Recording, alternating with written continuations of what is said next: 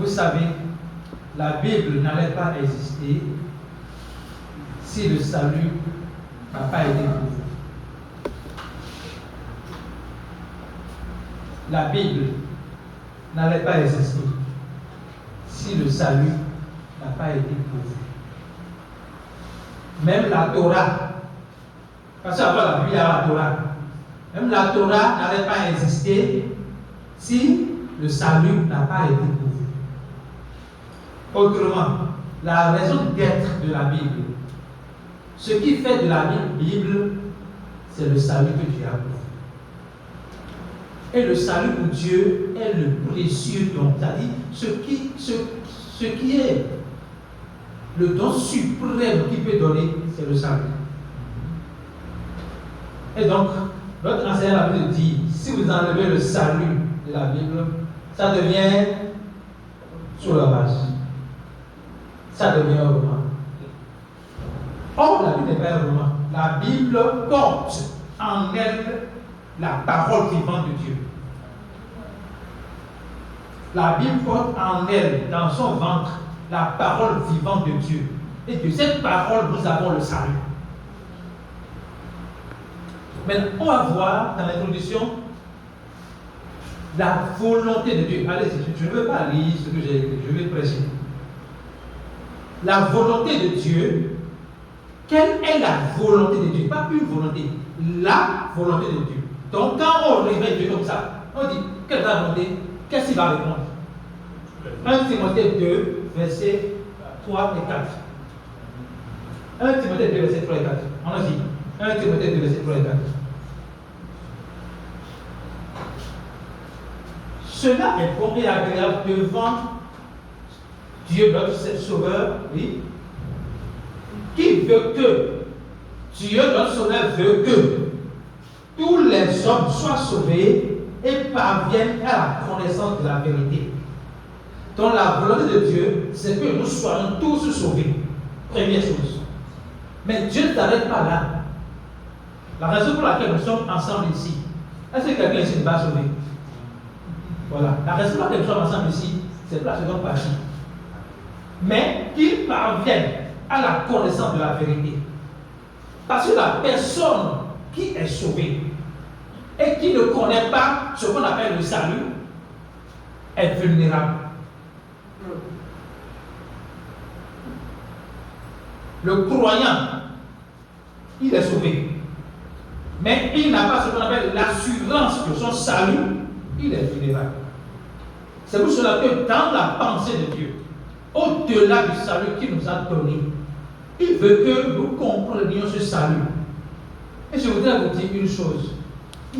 Moi, je suis cet enseignement-là sur le salut depuis précisément 2021. Mais chaque jour, quand je reviens sur le sujet, je découvre encore quelque chose d'autre. Qu'est-ce que ça veut dire? On ne peut jamais finir de parvenir à la connaissance de la vérité sur le salut. Mais on peut progresser, on peut grandir dans la compréhension de ce salut. Et plus nous grandissons dans cette compréhension, plus nous sommes établis pour former d'autres disciples. La raison pour laquelle nous pouvons être debout devant vous aujourd'hui, c'est parce que nous avons fait un peu de pas dans la croissance de cette compréhension pour vous enseigner. Et je déclare dans le nom de Jésus que parmi vous, les gens seront capables de pouvoir se tenir devant et d'expliquer ce salut sans trembler. Amen. Au nom de Jésus, nous avons prié. Amen. On va voir maintenant la définition du salut et les synonymes du salut. Parce que quand on parle de je suis sauvé, les gens pensent que je suis sauvé est différent de. On va voir ça. Donc, définition du salut. Salut vient du terme grec. Le salut vient du terme grec sotéria. C'est pourquoi il a découvert ce mot-là.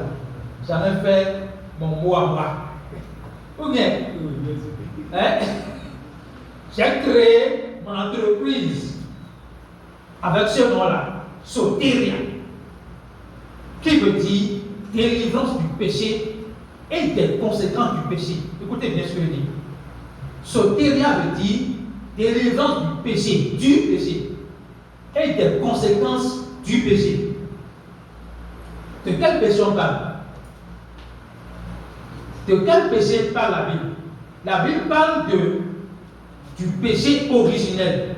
Au commencement, Dieu a dit à Adam, ne prends pas tel fruit, mais consomme tel fruit. Dans le jardin, il y avait au milieu l'arbre de la vie. Et ensuite, il y a l'arbre de la connaissance du bien et du mal. C'est des images, vous comprenez bien ce que je veux dire. Dieu dit à l'homme, ne prends pas l'arbre de la connaissance du bien et du mal. Ça veut dire quoi? Consomme l'arbre de la vie.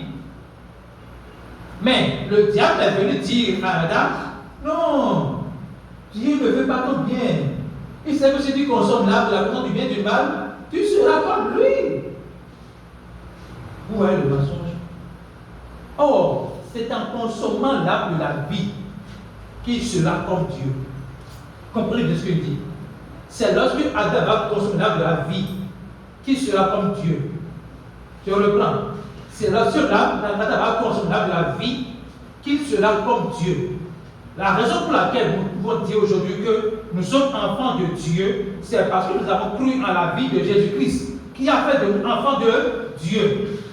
Ce qui fait aujourd'hui que nous pouvons dire que nous sommes Dieu sur la terre, de la même manière que Jésus, Emmanuel, a été Dieu avec les hommes, c'est parce que nous avons reçu l'arbre de la vie qui est Jésus-Christ. Donc la réalité est que si Adam acceptait l'arbre de la vie, il a la vie de Christ en lui, il est comme Dieu. Mais ce n'est pas en faisant le contraire qu'il est comme Dieu. Ok? Mais le diable vient mentir. Et Adam ne connaissant pas Dieu. C'est pour cela que la vraie nature de Dieu, on doit connaître ça. Adam ne connaissait pas Dieu, a douté. Imagine que tu dis à ton fils, ne touche pas le feu. Et quelqu'un vient dire, touche le feu, c'est pour ton bien. Et votre enfant va toucher le feu. Qu'est-ce que ça veut dire? Votre enfant ne croit pas en vous, mais il croit à l'inconnu. Et s'il ne croit pas en vous, c'est pas ça compte en fait. C'est parce qu'il ne vous connaît pas. Il est votre enfant, mais il ne vous connaît pas vraiment. Donc ce qui a été détruit au commencement, c'est la foi.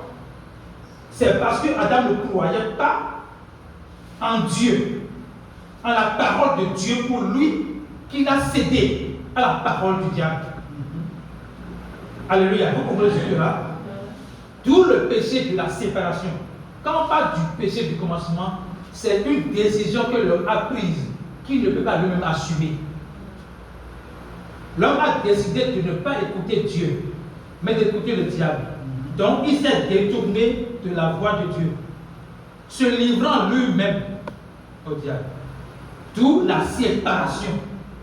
Le péché, c'est la séparation avec Dieu. Est-ce qu'un homme, un être humain peut vivre sans Dieu?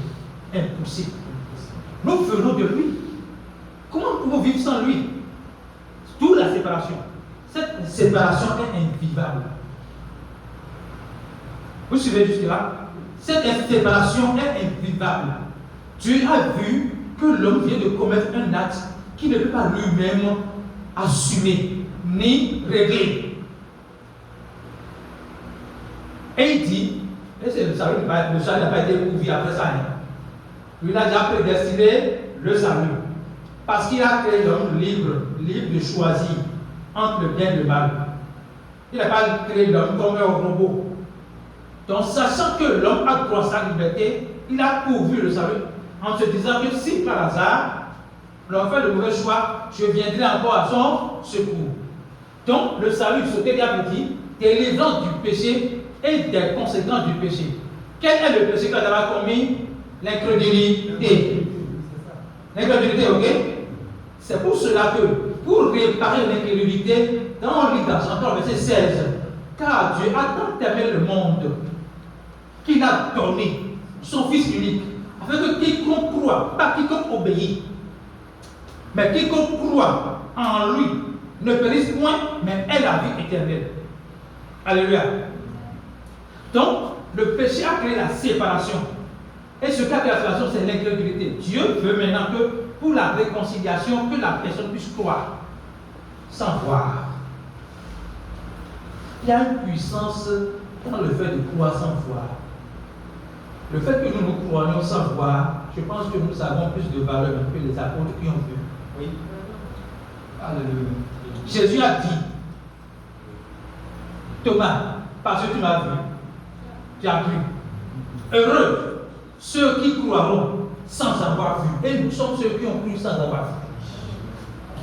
Il y a une puissance dans le fait d'avoir la conviction par le Saint-Esprit que oui, Jésus m'a sauvé. Quand la conviction vient du Saint-Esprit, de ton cœur là, il y a rien qui peut t'enlever cela. Alléluia. Donc, sotéria veut dire délivrance du péché et des conséquences du péché. Le péché, c'est l'incrédulité.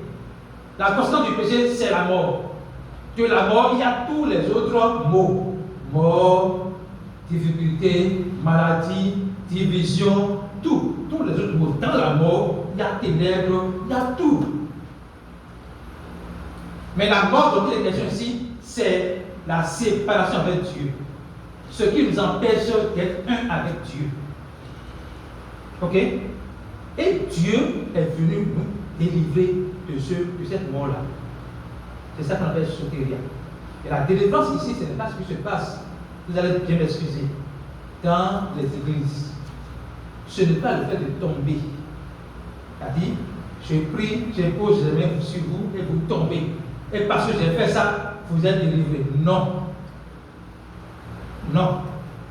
La délivrance, c'est pas une délivrance. La délivrance, je ne vais pas dire la vraie délivrance même.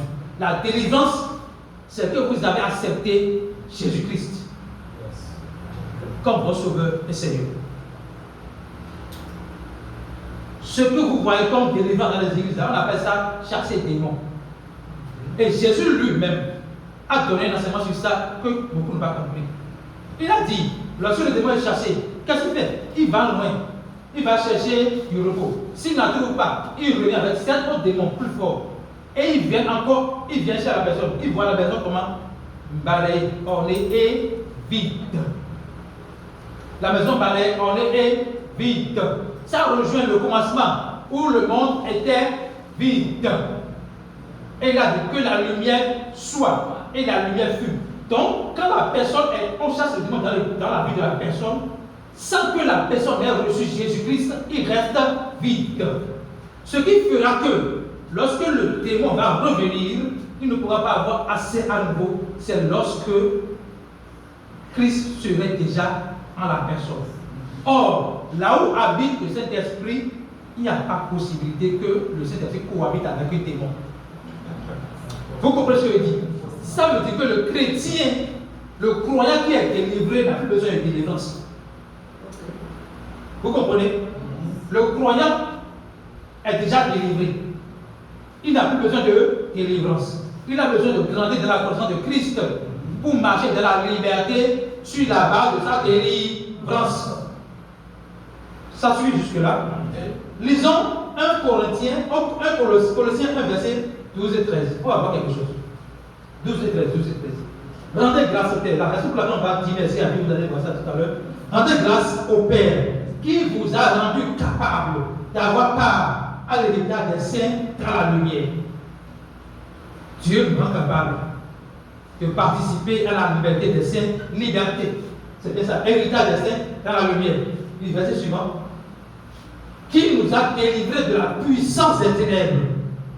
Il nous a délivrés de la puissance des ténèbres et nous a transportés dans le royaume du Fils de son amour. Il n'existe pas encore une locomotive sur cette terre qui peut délivrer quelqu'un de l'enfer pour le paradis. Impossible. La seule personne qui l'a fait a pour nom Jésus-Christ. Et il l'a fait une fois pour toutes. Il n'a pas fait de manière temporaire. Il l'a fait une fois pour toutes. Il nous a délivrés de la puissance des ténèbres. Il nous a transportés dans le royaume du Fils de son amour. Ça veut dire que, au grand jamais, nous pouvons penser que nous sommes dans les ténèbres. Nous sommes déjà dans la lumière. Et en étant dans la lumière, nous sommes maintenant sous l'autorité de qui? L'autorité de Jésus-Christ, qui est le chef et le consommateur. Non, le chef suprême. C'est un verset. Non, chef suprême là. Colossiens 2, verset 10. Lisez-moi ça. Colossiens 2, verset 10. Nous sommes sous l'autorité de Jésus-Christ, qui est le chef suprême. Vous avez tout pleinement en lui, qui est le chef de toute domination et de toute autorité. Imaginez que vous êtes couverts par Jésus-Christ, le chef de toute domination et de toute autorité. Autrement, vous êtes l'autorité des autres dominations et autorités. Le chien du roi, le roi des chiens. Vous comprenez? Le chien du roi est le roi des chiens. Si je suis couvert par l'autorité suprême de Jésus-Christ, il n'y a aucune autorité qui peut m'influencer. Alléluia. Avançons, parce que le temps je compte. Ça suit. Revenons sur le document, s'il vous plaît. Donc, sinon, les définitions, c'est ce que je vais dire rapidement. Je vais aller aux synonymes. Alors, quand on parle des synonymes, je veux que dans votre esprit, vous compreniez clairement que sauver veut dire beaucoup de choses. Lorsque vous allez avoir cette compréhension, vous ne serez plus jamais ébranlé. Parce que les gens, lorsqu'ils veulent faire des débats, vous allez avoir l'impression qu'ils ne comprennent pas que sauver veut dire enfant de Dieu. Sauver veut dire être saint. Sauver veut dire justifier. Ils ne comprennent pas. Donc il fait des débats sans comprendre que le salut est synonyme de tout ça. Donc nous allons voir ça ensemble. Le salut. Premier synonyme, s'il te plaît, remonte un peu. Je ne vois pas bien ce qui est là. Vie éternelle. La vie éternelle. La vie éternelle. Donc le premier synonyme du salut, c'est la vie éternelle. Lisons Jean 17, verset 3. Jésus dit, or, la vie éternelle, c'est qu'ils te connaissent, toi, le seul vrai Dieu, et celui que tu as envoyé, Jésus-Christ. La vie éternelle, c'est qu'ils te connaissent, toi, le seul vrai Dieu, et celui que tu as envoyé, Jésus-Christ. Je voudrais clarifier quelque chose. Dieu n'est pas différent de Jésus-Christ qu'il a envoyé. Le vrai Dieu n'est pas différent de Jésus-Christ qu'il a envoyé. Pour faire plus clair, Jésus est Dieu en tant qu'esprit. Il décide de porter le vêtement corporel en venant parmi les hommes en tant que Jésus-Christ. Emmanuel, Dieu avec les hommes. Après ce sacrifice à la croix et sa résurrection, il devient le même esprit d'avant. À la différence qu'aujourd'hui, cet esprit de Dieu peut vivre en nous. Vous comprenez? Et pour que ça soit clair, lisons 1 Jean 5, verset 20. Le vrai Dieu, là, c'est Jésus, ce n'est pas autre personne. 1 Jean 5, verset 20. Pardon, technicien, je n'ai pas mis ce verset là dans le document. Ça vient naturellement. Nous savons aussi que le Fils de Dieu est venu et qu'il nous a donné l'intelligence pour connaître le véritable. Et nous sommes dans le véritable en son Fils Jésus-Christ. C'est lui qui est le Dieu véritable et la vie éternelle. Qui est le Dieu véritable? Jésus est le Dieu véritable. Jésus est la vie éternelle. Quand on dit que vous avez la vie éternelle, ça veut dire que vous avez Jésus-Christ en vous. Donc, je suis sauvé égale j'ai la vie éternelle. J'ai la vie éternelle, je dis Jésus-Christ qui est la vie éternelle habite en moi. Alléluia. Allons-y, le document. Revenons au document, s'il vous plaît. Autre définition, je ne vois pas bien. Montez, c'est bon. Autre définition. Autre définition. Le salut, c'est également le pardon des péchés. De Colossiens 2, verset 13. Le salut, c'est également le pardon des péchés. Lorsque Dieu nous a délivrés, il y a quelque chose qu'il a fait, qui a permis ce transfert. Et c'est ce qu'on va découvrir ici. Vous qui étiez morts par vos offenses et par l'incirconcision de votre chair, il vous a rendu à la vie avec lui, en nous faisant grâce pour toutes nos offenses, Comment il nous a rendu à la vie? En nous faisant grâce pour toutes nos offenses. Comment Jésus nous a rendu à la vie? Il nous a fait grâce pour toutes nos offenses. Notez bien, ce n'est pas que les offenses du passé. Vous avez le document, ne vous inquiétez pas. Ce n'est pas que les offenses du passé. Passé et pour ces relations futures à l'infini. C'est pour cela que les enfants de nos enfants peuvent recevoir Jésus-Christ. Autrement, vos péchés d'hier, d'aujourd'hui et de demain sont pardonnés à Jésus-Christ. Amen. La conscience de cela ne vous donne pas la liberté de faire de commettre des péchés, mais vous donne la puissance de dominer sur le péché. Alléluia. Commence, revenons au document s'il vous plaît. On ira très vite. Essayez de voir la ça veut dire également la justification par la foi. Romains 5, verset 1. Étant donc justifiés par la foi, nous avons la paix avec Dieu par notre Seigneur Jésus-Christ. La paix avec Dieu veut dire quoi? Veut dire que nous sommes devenus un avec lui. Et je prie que vous compreniez cela. Notre justification trouve sa racine dans notre unité avec Dieu.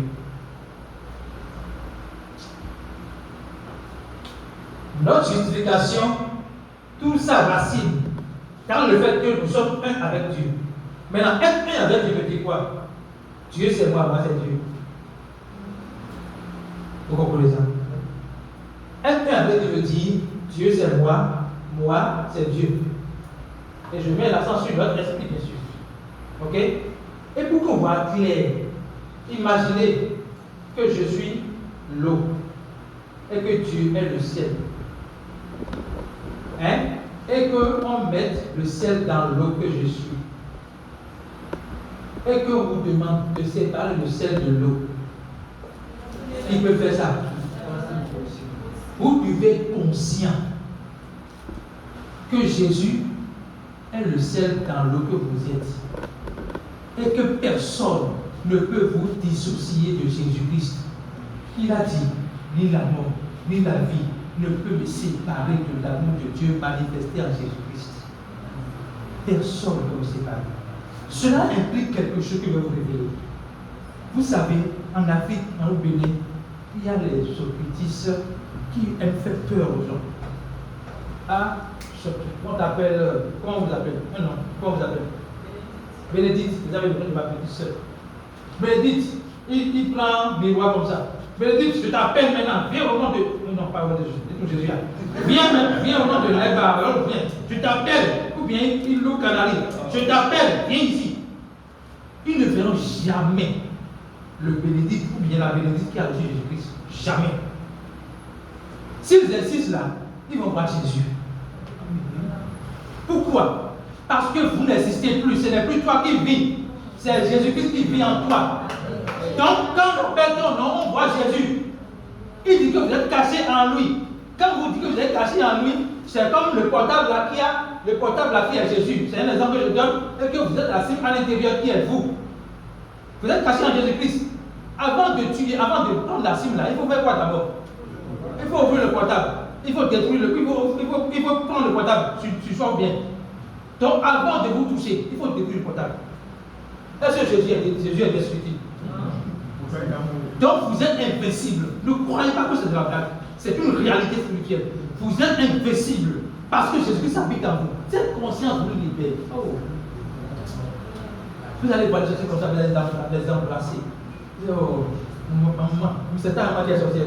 Ou on a les sorcières, il n'y a pas de problème. C'est ton papa qui est sorcier, c'est ta tante, non. Ce n'est pas un problème. Embrasse-le.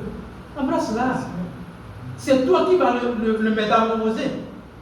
C'est pas à toi d'avoir peur de lui. C'est à lui d'avoir peur de la lumière qui est en toi. Et dès que tu prends conscience de cela, il n'est plus un obstacle pour toi. Il n'est plus quelqu'un à abattre, mais quelqu'un pour qui il faut prier.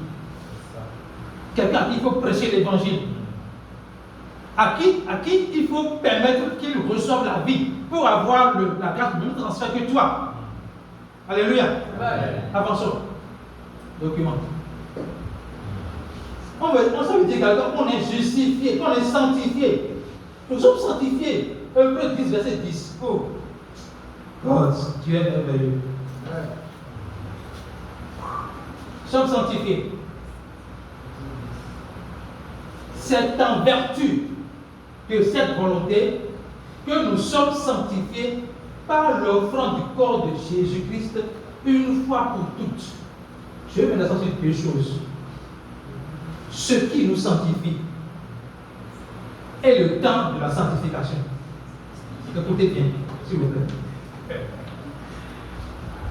C'est en vertu de cette volonté que nous sommes sanctifiés par l'offrande du corps de Jésus-Christ une fois pour toutes. Je mets la sur deux choses. Ce qui nous sanctifie et le temps de la sanctification.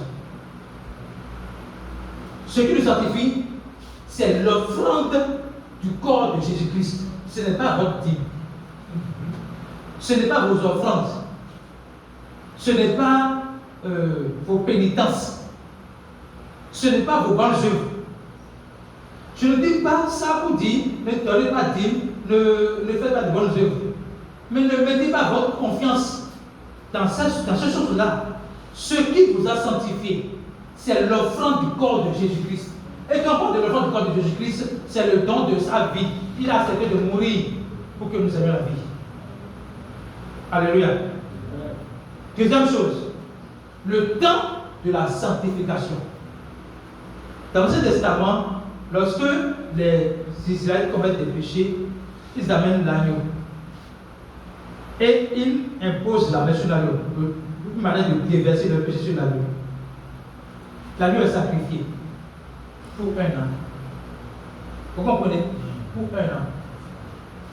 L'année prochaine, ils reviennent. L'année prochaine, ils reviennent. Ça veut dire même que depuis l'Ancien Testament, ce n'est pas l'offrande, ce n'est pas l'effort de l'homme qui lui donne le pardon des péchés.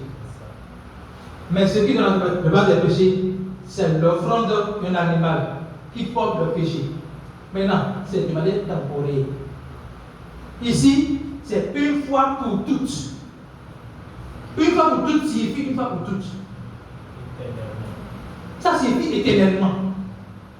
Ça veut dire que plus jamais, vous allez penser faire une offrande dans le but que Dieu vous pardonne vos péchés. Alléluia. Ça suit. Ok, venons au document. Nouvelle naissance. Salut veut dire nouvelle naissance. Être sauvé veut dire être né de nouveau. On va voir quelque chose ici. On fait Christian, chap. Merci, Pasteur Omar. Jésus lui répondit, en vérité, je te le dis. Si un homme ne naît de nouveau, il ne peut voir le royaume de Dieu. Quand Jésus dit en vérité 2 fois, c'est une vérité absolue. Ce qu'il veut communiquer est absolu. Ça ne peut pas changer. Il dit, si un homme ne naît de nouveau, il ne peut voir le royaume de Dieu. Verset suivant, s'il vous plaît. Parce que Nicodème est docteur de la loi, mais lui-même ne comprend pas la loi. Vous savez, il y a des docteurs qui ne comprennent pas leur matière. Oui, excusez-moi. Il y a des docteurs en théologie qui ont besoin de s'asseoir comme vous voyez. Nicodème lui dit, comment un homme peut-il naître quand il est vieux? Peut-il rentrer dans le sein de sa mère et naître? Donc quand Jésus parle de naître de nouveau, lui croyait qu'à son âge, il devrait encore rentrer dans le sein de sa mère. Non, au moment, hein? Vous imaginez, votre fille a déjà quel âge? Votre enfant a déjà quel âge à peu près? 7 ans. Est-ce qu'il est vieux ou les temps? Oui, voilà, au moment. Ou bien? Donc il dit, est-ce que tu vas refaire ça? Dieu lui dit, non, tu n'as pas compris, tu viens d'expliquer. Et après, c'est Seigneur Jésus. Verset suivant, s'il vous plaît. Celui qui est né de la chair est chair. Et ce qui est né de l'esprit est esprit. Donc il met l'accent sur quoi? La naissance en esprit. Donc il a dit quoi? Au-delà de ce que vous avez dit de votre maman, par la voix basse, lorsqu'elle a poussé, vous êtes sorti. Vous avez accepté que Dieu vous pousse. Dieu pousse évidemment pour vous sortir. Dieu est esprit. Et pour naître de lui, il faut croire en lui. 1 Jean 5, verset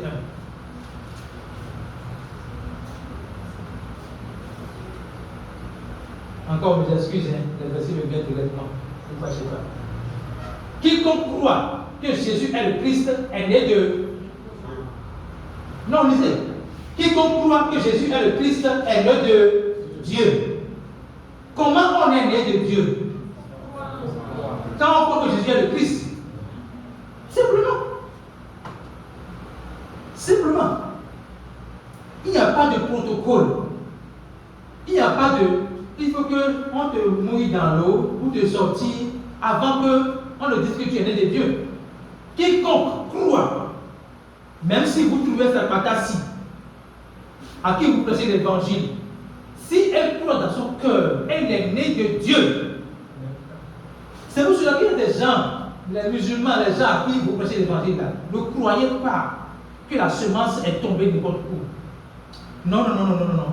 Et si une déboulon, mais Dieu l'a béni. Croyez que cette semence va porter du fruit. Elle peut être sabatasi. Je crois que dans ce coin-là, le pasteur nous avons l'information souvent. Il trouve des musulmans à qui il prêche l'évangile, ils acceptent. Il trouve des vaudous à qui il prêche l'évangile, ils acceptent. Il trouve des gens qui font ce qu'on appelle mélange du mêlé. Ils prêchent, ils acceptent. Et vous allez dire que ceux-là ne sont pas en Christ, ils sont en Christ. Il leur manque la naissance. Amen. Revenons au document. Revenons au document. Donc, vous allez voir, quand on parle de nouvelle naissance, ça veut dire cela. Maintenant, je veux que nous puissions lire Jean 7, versets 38 et 39. Pourquoi je veux qu'on lise ça? Parce que souvent, quand on parle de nouvelle naissance, les gens sont focus sur le baptême de l'eau. Même Jésus nous a baptisé, vous. Mais pourquoi vous dites qu'on ne veut pas se baptiser? Jésus, non, et j'ai dit Jean 7, verset 38-39. Jésus a été baptisé. Il faut lire Jean 1, s'il vous plaît, à la maison.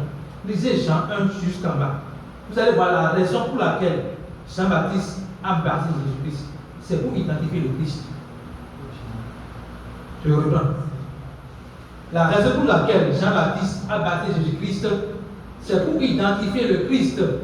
Parce que Dieu lui a dit, la personne sur qui tu verras la colombe descendre, c'est lui. Et personne, aucun de ceux qui étaient là n'ont vu la colombe. C'est une image. C'est-à-dire que Jean, en baptisant, fera une colombe sur la personne qui est le Christ. Cette colombe n'est pas physique, comme on le trouve dans les films de Jésus de Nazareth. Non, c'est spirituel. C'est en image qu'il voit la colombe descendre sur Jésus-Christ pour voir, oui, c'est lui le Christ. Et après le baptême de Jésus-Christ, il n'a plus baptisé. Et il a dit, pour qu'il n'y ait pas de confusion, moi je baptise d'eau, mais celui-là, qui vient, il baptise de quoi? Et quand on baptise cet esprit, ça veut dire, celui qui croit en lui a le Saint-Esprit en lui. C'est aussi simple que ça. Alléluia. Maintenant, voyons. Celui qui croit en moi, des fleuves d'eau vive couleront de son sein, comme le dit l'Écriture. Donc, il fait référence à l'Ancien Testament, la loi, dont Nicodème est docteur. Ok? Continuez. Il dit cela, que l'Esprit que devraient recevoir ceux qui croiraient en lui. Car l'Esprit n'était pas encore, parce que Jésus n'avait pas encore été glorifié. Il dit au départ, des fleuves d'eau vive vont couler du sein de ceux qui vont croire. Beaucoup vont penser tout de suite au robinet, au fleuve. Quels sont les fleuves qui sont dans la zone ici? Hein? C'est le lac. On faut passer à lac ou bien à l'eau de pluie. Il ne parle pas de robinet, l'eau de robinet. Il parle du Saint-Esprit. Donc quand on parle même de baptiser d'eau et du Saint-Esprit, vous devez comprendre que c'est baptiser du Saint-Esprit, croire en Jésus-Christ, être plongé en lui et ressortir. Plonger en Jésus-Christ, c'est ça le baptême. Baptême veut dire immersion. Immersion en Jésus-Christ. Alléluia. Nous sommes baptisés de sa mort et de sa résurrection. Quand nous croyons en Jésus-Christ, c'est ici. Alléluia. Avançons. Alors on a fini, non, on va. On a fini par rapport aux synonymes. Synonymes que j'ai cités là, ce n'est qu'une partie. Il y a plein de synonymes. Ok? Il y a plein d'autres synonymes. Mais j'ai voulu mettre l'accent sur ces 5 là pour que nous puissions avoir une idée claire. Quand on dit être sauvé, ça veut dire avoir la vie éternelle. Quand on dit être sauvé, ça veut dire que je suis sanctifié, je suis justifié, je suis enfant de Dieu. Un dernier verset par rapport à l'enfant de Dieu. Chant 1, verset 12 et 13. Chant 1, verset 12 et 13.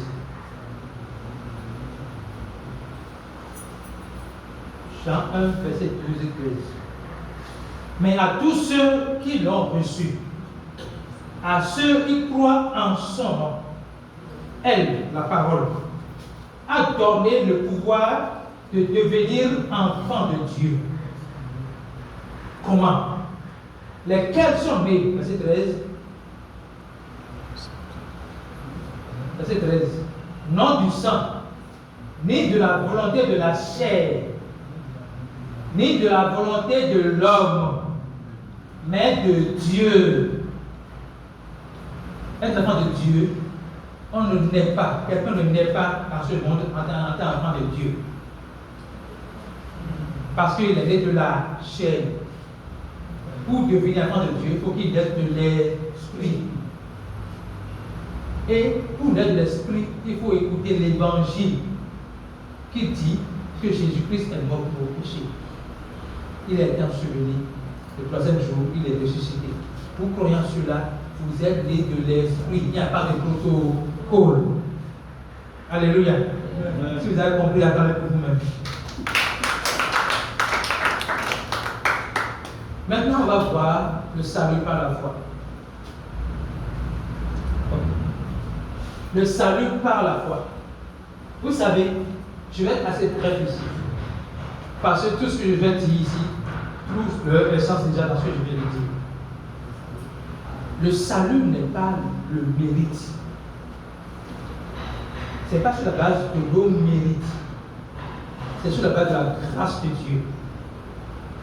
Éphésiens 2, versets 8 et 9.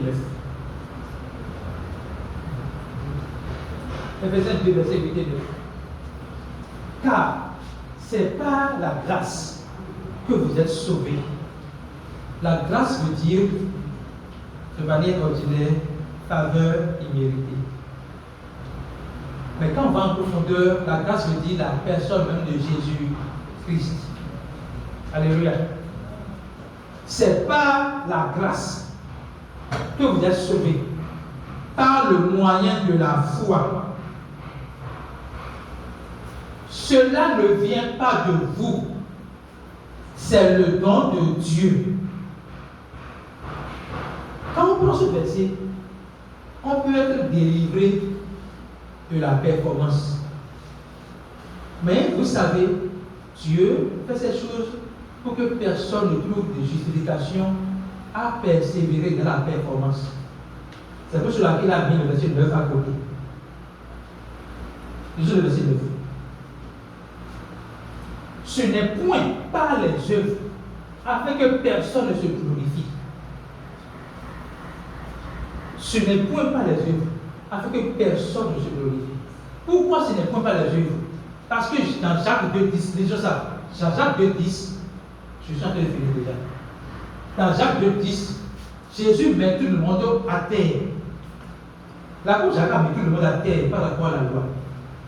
Il dit, car quiconque observe toute la loi, mais pêche contre un seul commandement, devient coupable de tous. Exemple pratique. que je vais donner, vous allez voir. Grand frère, comment on nous appelle? Oui. C'est Yiseyon. Imagine que Yiseyon a obéi à 9 lois sur 10. On a 10 commandements, mais on a 613 lois.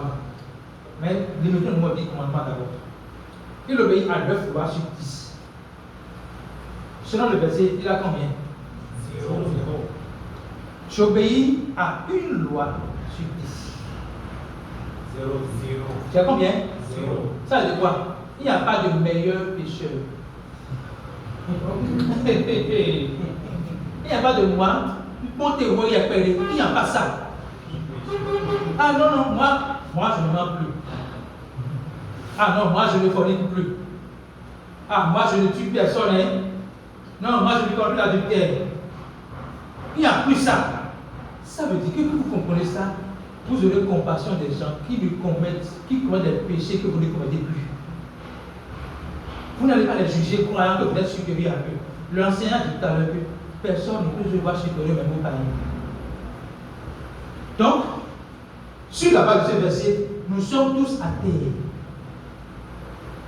Galates 3, verset 10. Je finis par là. Galates 3, verset 10. Alléluia. Galates 3, verset 10. Tous ceux qui s'attachent aux œuvres de la loi sont sous la malédiction.